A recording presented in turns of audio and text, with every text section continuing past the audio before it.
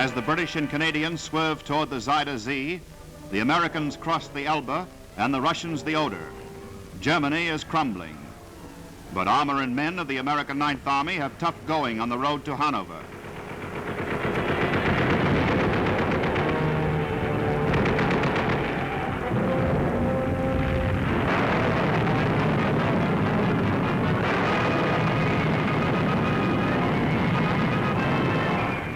In other parts of Germany, Allied armor sweeps through without resistance.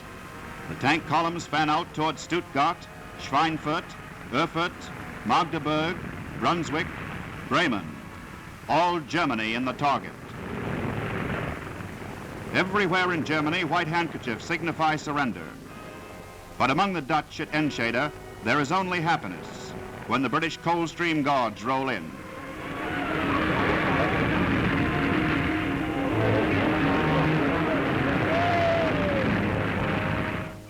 And when the American First Army captures a trainload of V-2 bombs with all the secrets intact, there is happiness in England. In the southern sector, air attack precedes an advance. P-47 zoom down ahead of the ground forces.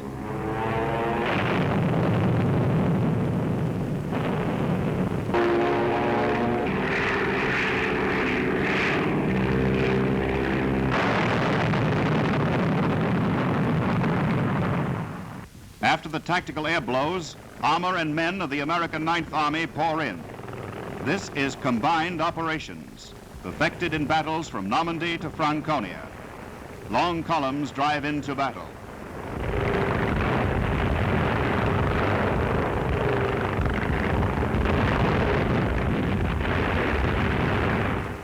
Then, on mopping up operations, the infantry rushes in. The foot soldier takes over. Men deploy to check a counterattack, wipe out resistance, dig out snipers.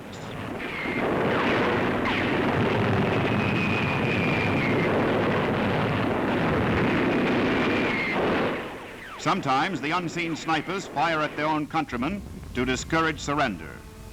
But the rate of German surrenders is nearly 1 million a month as Allied armor rushes relentlessly toward the heart of Germany.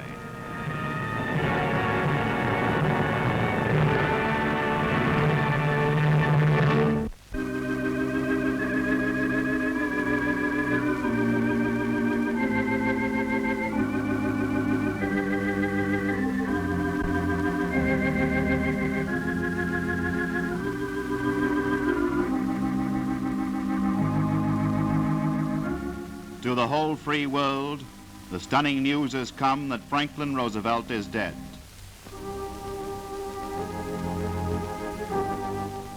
Death in the hour of victory, like President Lincoln before him. He is beyond party, he is beyond faction, he is in the hands of history. It will remember the young governor of New York in 1929. It will remember the ailing man who helped sufferers like himself. It will remember the swift tide that made him president in 1933. Young, vigorous, the man of action.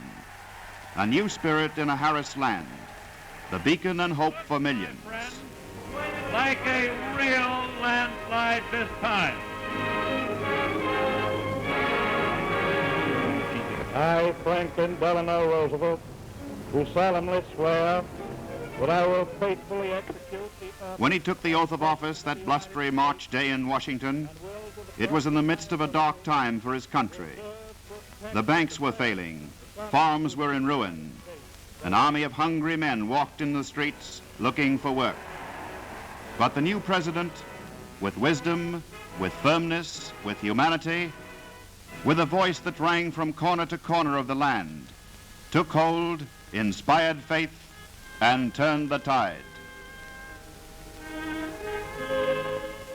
He had hours also for his mother, who still lived, for his grandchildren, whom he loved dearly.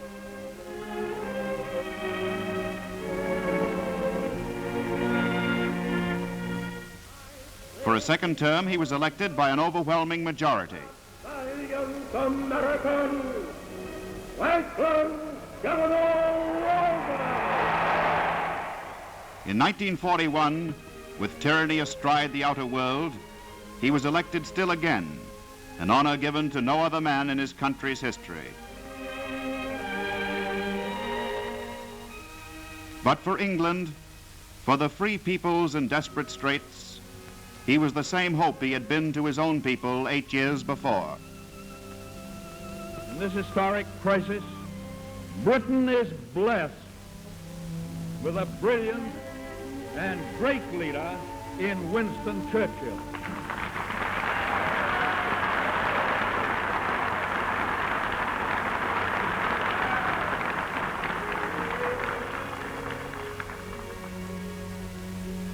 But knowing him, no one knows better than Mr. Churchill himself that it is not alone his stirring words and valiant deeds that give the British their superb morale.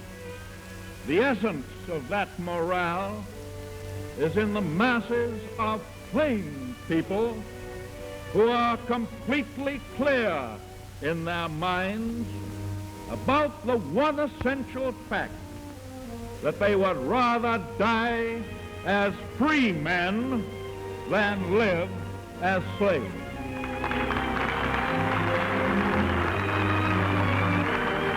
They need tanks and guns and ammunition and supplies of all kinds. From America they will get tanks and guns and ammunition and supplies of all kinds.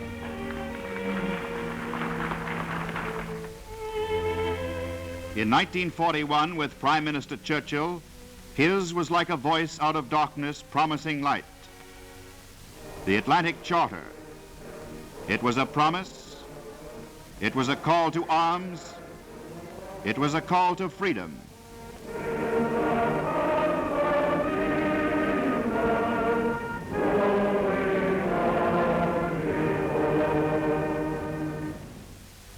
And the enemy struck at America.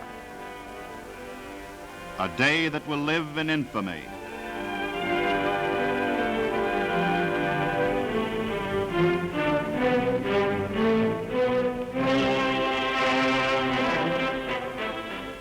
And in the cause of freedom, he offered himself for a fourth term.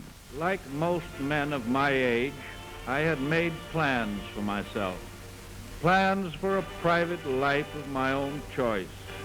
But today, all private plans, all private lives have been in a sense repealed by an overriding public danger. Those are the reasons why I have had to admit to myself and now state to you that my conscience will not let me turn my back upon a call to service. I will, with God's help, continue to serve with the best of my ability and with the fullness of my strength. And the people of America stood behind him. He and the new Vice President, Truman, in January of 1945, went back to Washington. Truman of Missouri, a brave and honest man, a supporter of Roosevelt's policy for 11 years. Here shown with his family at the time of his election to the vice presidency.